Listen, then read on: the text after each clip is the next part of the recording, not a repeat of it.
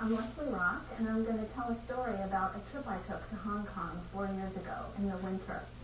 My husband and I were supposed to go from Dulles Airport to North Carolina, where we would then fly to Tokyo, Japan, and connect on a flight to Hong Kong.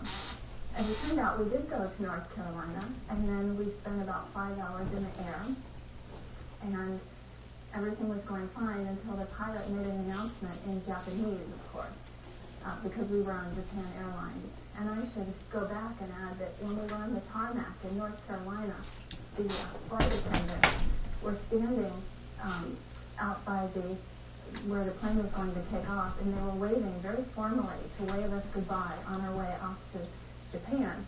So that was an indication of what was to come.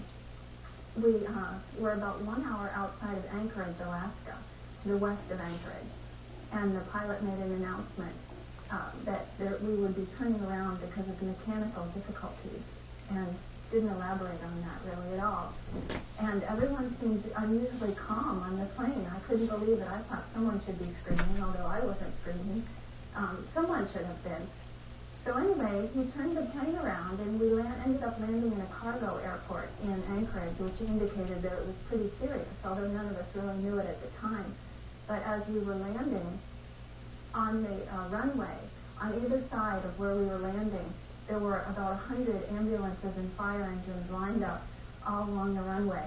And so then we started to get the feeling that it was pretty serious.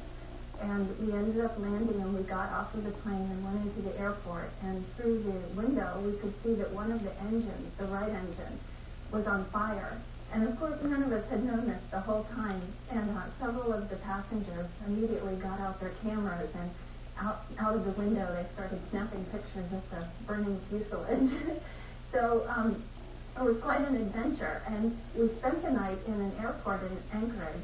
In a hotel in Anchorage that evening. And my husband and I, like I said, thought we were going to Hong Kong, but it was December.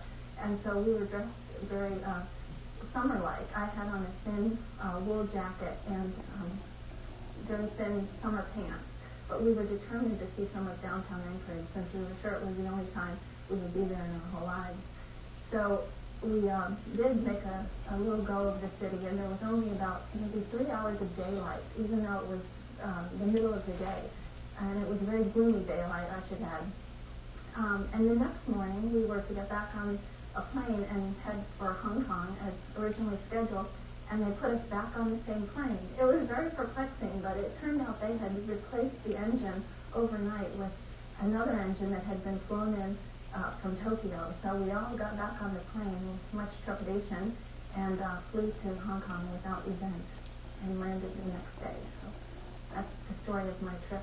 The only trip I took to Asia, and I'm supposed to go this winter again, so I have some reservations, but we'll be brave.